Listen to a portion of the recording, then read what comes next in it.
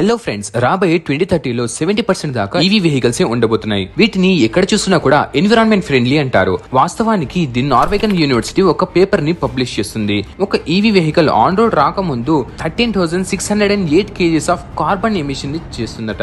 దీని వల్లనే ప్రతి సంవత్సరం 36,000 మంది దాకా చనిపోతున్నారు. ఇది చూసుకుంటే గ్రీన్ హౌస్ ఎఫెక్ట్ ని కూడా ట్రిగర్ చేస్తుంది. ఈ అన్ని ప్రాబ్లమ్స్ ని సాల్వ్ చేయడానికి టొయోటా ఒక కొత్త ఇంజిన్ తో మార్కెట్ లోకి వస్తుంది.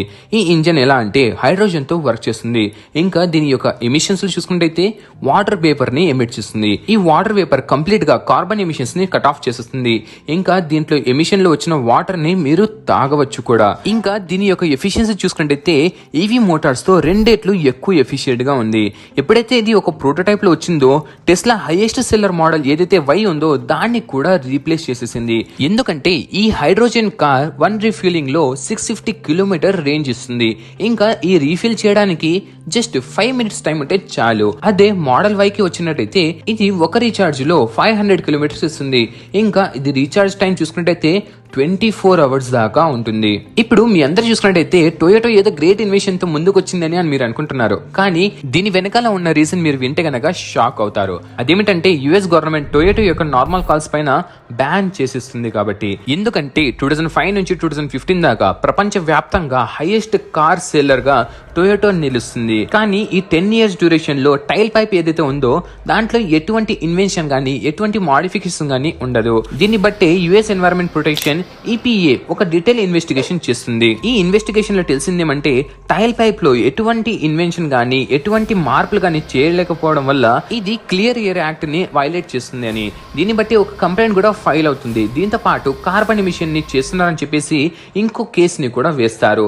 దీన్ని బట్టే $180 million ని ఫైన్ గా టొయోటో పైన పడుతుంది. ఈ 10 years పాటు అందరి కళ్ళు కప్పి కార్స్ అమ్మడమే కాకుండా ఎప్పుడైతే 2020 వచ్చిందో అప్పుడు కోవిడ్ కూడా హిట్ అయింది. దాంతో దీని సేల్స్ ఇంకా 20% గా డ్రాస్టికల్ గా పడిపోయాయి.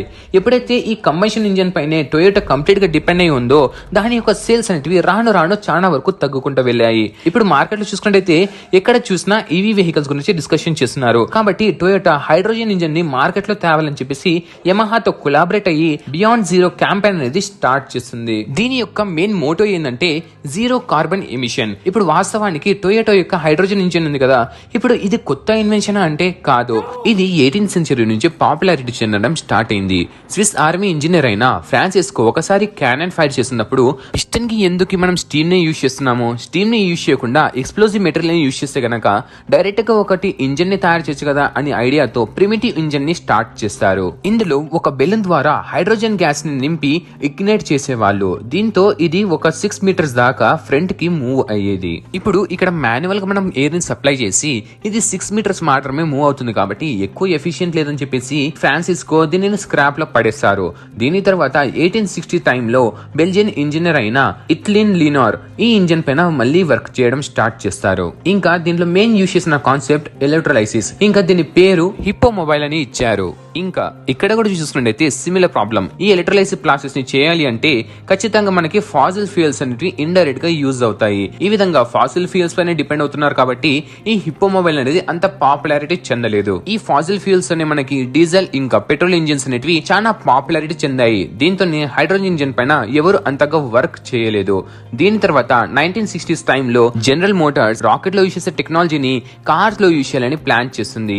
ఇంకా అపోలో మిషన్ లో యూజ్ చేసిన క్రయోజెనిక్ ట్యాంక్స్ ని ఈ కార్స్ లో యూజ్ చేయాలని ప్లాన్ చేస్తుంది. దీంతోనే ఇన్వెంట్ అవుతుంది ఎలక్ట్రో వ్యాన్. ఇంకా ఈ కార్ ఇన్వెంట్ అయిన తర్వాత దీంట్లో కూర్చున్నారంటే మీరు ఒక రాకెట్ సైన్స్ చదవాల్సినట్టు ఉంటుంది. ఎందుకంటే ఇక్కడ కనిపించే డాష్ బోర్డ్ ఏదైతే ఉందో అందులో చాలా రకాల స్విచెస్ ఉంటాయి. దాన్ని అన్నిటిని ఆపరేట్ చేయాలంటే చాలా కష్టంగా మారుతుంది. కాబట్టి ఇది కూడా అంత ఇంప్రాక్టికల్ కనబడింది. ఇంకా అప్పటి నుంచి ఇప్పటి వరకు దీనిపైన ఎవరు కూడా వర్క్ చేయలేదు. ఇంకా చూసుకుంటే ఎప్పుడైతే ఈ కార్స్ అనేటివి మ్యానుఫ్యాక్చర్ సెక్టార్ లో ఉన్నాయో ఇది అన్ఫార్చునేట్లీగా బ్లాస్ట్ అయిపోతుంది. ఇంకా దీని యొక్క పార్ట్స్ అనేటివి 1/2 kilometers కంటే ఎక్కువ రేంజ్ లోనే స్ప్రెడ్ అయిపోతాయి. ఇంకా దీంతోనే హైడ్రోజన్ కార్స్ పైన ఉన్న ఇంట్రెస్ట్ అంతా కూడా వెళ్ళిపోతుంది. ఇప్పుడు టొయోటా ఇంజిన్స్ మార్కెట్ లో వస్తున్నాయి కదా, దీంట్లో కూడా సిమిలర్ ప్రాబ్లం ఉంటుందా అంటే కాదు. వీళ్ళంతా కూడా హిస్టరీలో జరిగిన మిస్టేక్స్ ని ఒకదాని తర్వాత ఒకటి రెక్టిఫై చేసుకుంటా ఈ ఇంజిన్ ని పర్ఫెక్ట్ ఇంజిన్ గా మార్కెట్ లో లాంచ్ చేస్తున్నారు. ఫస్ట్ గా చూసుకున్నట్టయితే ఈ హైడ్రోజన్ ని స్టోర్ చేస్తారు కదా, ఆ ట్యాంక్స్ అనేవి ప్రీవియస్ గా అల్యూమినియం ఇంకా స్టెయిన్లెస్ స్టీల్ ని యూజ్ చేసేవాళ్ళు. అందులో టెన్సైన్ కెపాసిటీ అనేది చాలా తక్కువగా ఉండడం వల్ల అవి ఈజీగా బ్రేక్ అయ్యేటివి. ఇంకా దీంట్లో క్యారీ చేసే కెపాసిటీ చూసుకున్నైతే 3000 PSI మాత్రమే ఉండేది. కానీ దీనికి మించిన టెక్నాలజీ ఈ రోజు ఉంది కాబట్టి ఈ కార్స్ లో కార్బన్ ఫైబర్ ని మెయిన్ సోర్స్ గా యూజ్ చేస్తున్నారు, అంటే ట్యాంక్స్ కోసం. ఇందులో చూసుకున్నైతే మీకు 10,000 PSI దాకా ఇవి స్టోర్ చేసుకునే కెపాబిలిటీని ఉంచుతాయి. కాబట్టి ఇక్కడ బ్లాస్ట్ జరిగే విషయం అయితే చాలా తక్కువ అని. దీంతోనే మనకి 2014 లో టొయోటా కార్ కూడా వచ్చింది, దాని పేరే టొయోటా మిరాయ్. కానీ ఈ టొయోటా మిరాయ్ అనేది కంప్లీట్ గా ఫెయిల్ అయిపోయింది. ఎందుకంటే ఈ కార్ జస్ట్ 25+ ఎఫిషియన్సీ ని ప్రొవైడ్ చేసేది. కానీ ఇంకో సైడ్ చూసుకున్నట్లయితే ఈవీస్ 79 నుంచి 90% దాకా ఎఫిషియెంట్ ని ప్రొవైడ్ చేసేటివి.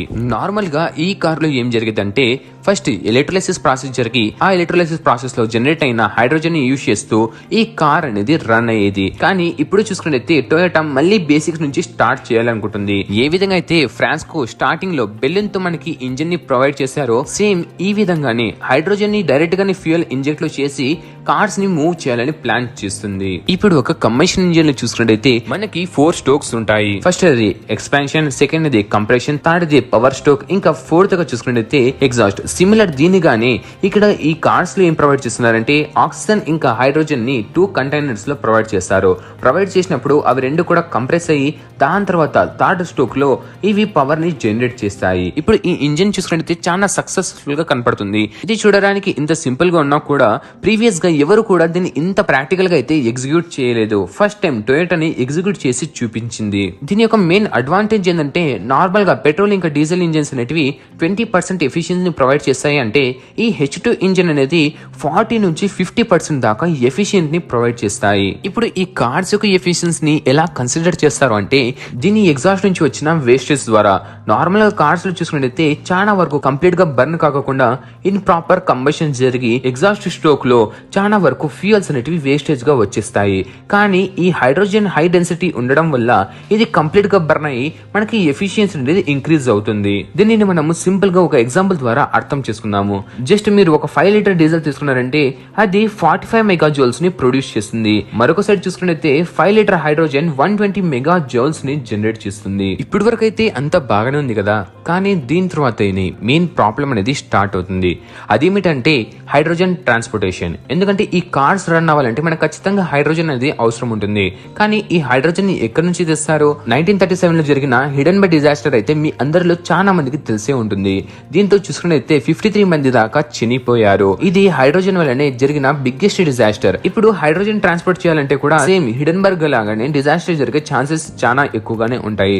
కాబట్టి టొయోటా ఏం చేస్తుందంటే ఈ హైడ్రోజన్ స్టేషన్స్ ఉంటాయి కదా, అక్కడే సోలార్ ప్యానెల్ బిగించి అక్కడ నుంచి డైరెక్ట్ హైడ్రోజన్ జనరేట్ చేసి ఈ కార్స్ ని ఫ్యూయల్ చేద్దామని ప్లాన్ చేస్తుంది. కానీ ఈ హైడ్రోజన్ ప్రొడ్యూస్ చేసే ప్రాసెస్ కూడా చాలా వరకు ఇన్ఎఫిషియెంట్ గా ఉంటుంది. దీనిని సాల్వ్ చేయాలని చెప్పేసి జపాన్ కి చెందిన ఒక యూనివర్సిటీ IEEE స్పెక్ట్రమ్ ని యూజ్ చేస్తూ కొత్త సెల్స్ ని ప్రొడ్యూస్ చేస్తుంది. ఈ సెల్స్ లో ఏమవుతుందంటే యానోడ్ ని టైటానియం డయాక్సైడ్ తో ఇంకా క్యాథోడ్ ని సిలికాన్ కార్బైడ్ తో డోప్ చేపిస్తారు. ఇక్కడ చూసుకున్నట్లయితే క్యాథోడ్ దగ్గర ఆక్సిజన్ ఇంకా యానోడ్ దగ్గర హైడ్రోజన్, ఇవి రెండు అనేటివి ప్రొడ్యూస్ అవుతాయి. సో ఇది ఇంత ఎఫిషియెంట్ గా ఉండడం వల్ల సేమ్ ఇదే టెక్నాలజీని ఈ ఫ్యూయల్ స్టేషన్స్ దగ్గర యూజ్ చేయబోతున్నారు.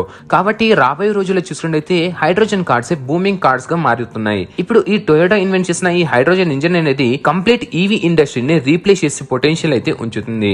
కాబట్టి ఇదంతా జరుగుతుందా జరగదా అనేది రాబోయే టైం చెప్తుంది. కాబట్టి దీనిపైన మీ కామెంట్స్ ఏందో కామెంట్ బాక్స్ లో కామెంట్ చేయండి. ఇంకా ఈ కార్స్ గురించి మీకు ఇంట్రెస్టింగ్ అనిపిస్తే దీనికి సిమిలారిటీగా నేను చాలా కార్ వీడియోస్ చేశాను, దాని యొక్క ప్లేలిస్ట్ కూడా రైట్ సైడ్ వస్తుంది, కాబట్టి చూడండి. ఫ్రెండ్స్, ఈ వీడియో కనుక మీకు ఇంట్రెస్టింగ్ అనిపిస్తే మీ ఫ్రెండ్స్ ఇంకా ఫ్యామిలీతో పాటు షేర్ చేయండి. ఇంకా మీరు మన ఛానల్ సబ్స్క్రైబ్ చేసుకోకపోతే వెంటనే సబ్స్క్రైబ్ చేసి నోటిఫికేషన్ బెల్ ని ఆన్ చేయండి. ఓకే ఫ్రెండ్స్, నెక్స్ట్ సారి మరొక ఇంట్రెస్టింగ్ వీడియోతో మీ ముందుకు వస్తాను. Until then take care, bye.